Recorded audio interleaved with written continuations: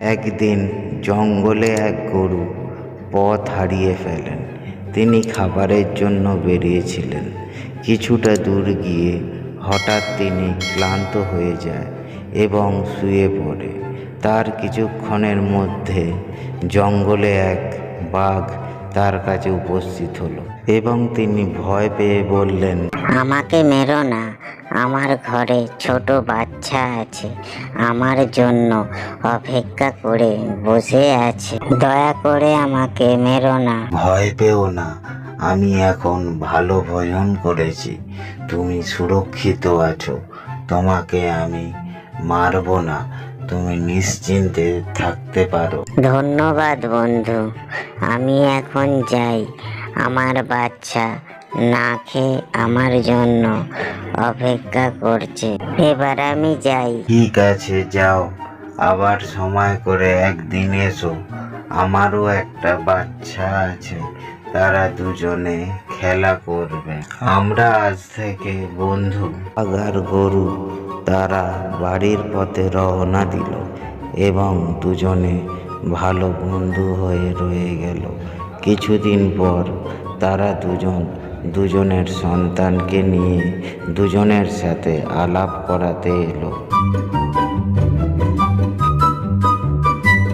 দেখো বন্ধু, এটাই আমার পরিবার, আমার একমাত্র মেয়ে, আমরা দুজনে বসবাস করি। এটা আমার ছেলে, যাও তোমরা দুজনে কোথাও গিয়ে খেলা করো, আমরা এখানে বসে একটু গল্প করি। তারা পাশের জঙ্গলে চলে গেল। এসো আমরা দুজনে খেলা করি, আমার নাম ঝন্টু, আর তোমার নাম কি? আমার নাম তো টুনটুনি।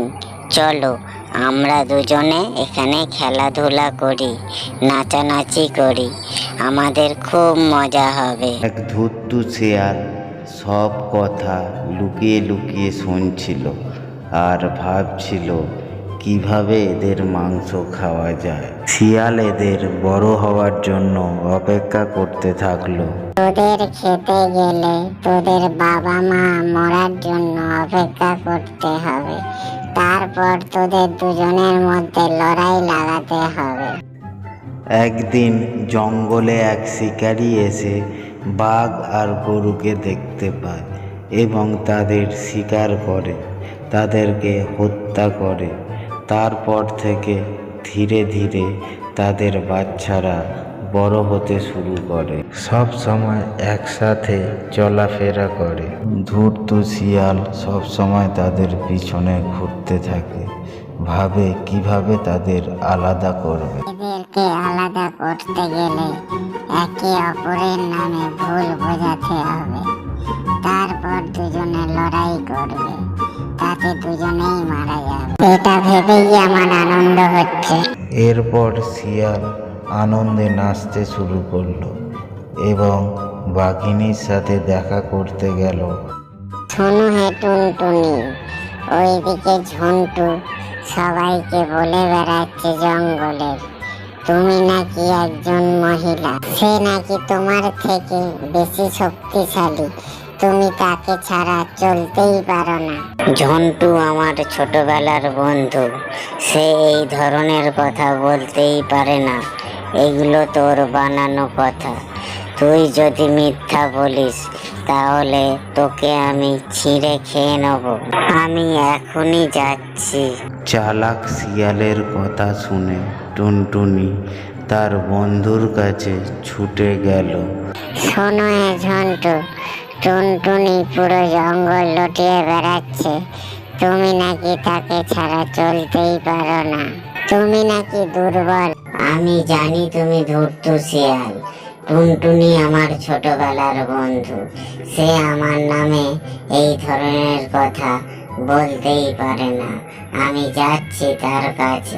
টুনটুনি, তুই নাকি জঙ্গলে সবাইকে বলে বেরিয়েছিস আমি একজন দুর্বল, আমি সেই কারণে তোর সাথে বন্ধুত্ব রেখেছি, তুই নাকি আমার থেকেও শক্তিশালী। আমি তো জঙ্গলে রাজার মেয়ে, আমি তো শক্তিশালী হবই।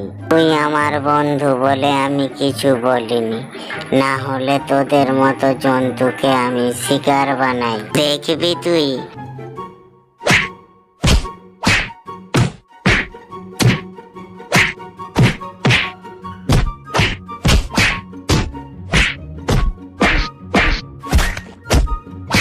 বেশ কিছুক্ষণ ধরে দুজনে লড়াই করার পর একটা সময় দুজনেই রক্তাক্ত অবস্থায় মাটিতে শুয়ে পড়ে মারা যায়। কি মজা আমার! 1 মাস আমাকে আর কোনো শিকার করতে হবে না। এই গরুর মাংস আর বাঘের মাংস খেয়ে কাটিয়ে দেবো। শিয়াল খুব খুশি হয়ে মহা আনন্দে নাচতে শুরু করলো। এই ধরনের গল্প পেতে আমাদের চ্যানেলটা লাইক এবং সাবস্ক্রাইব করুন। নতুন নতুন ভিডিও পেতে পাশে থাকা বেল আইকনটা প্রেস করুন।